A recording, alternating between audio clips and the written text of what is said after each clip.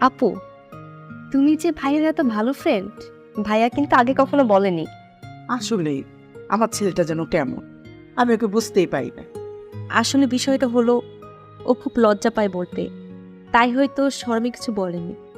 না জানালে কি, যাকে লুকিয়ে রেখেছে সে নিজ থেকে এসেই সব বলে দিয়েছে।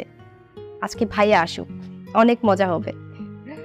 না না, তোমার ভাইয়াকে কিছু বলো না, তাহলে আবার আমার উপর মাইন্ড কর। আচ্ছা ঠিক আছে আপু, তুমি যেহেতু না করেছো, আমি ভাইয়াকে কিছুই বলবো না। আচ্ছা ঠিক আছে, তোমরা বসে দুজনে গল্প করো, আমি তোমাদের জন্য নাস্তা বানাবো।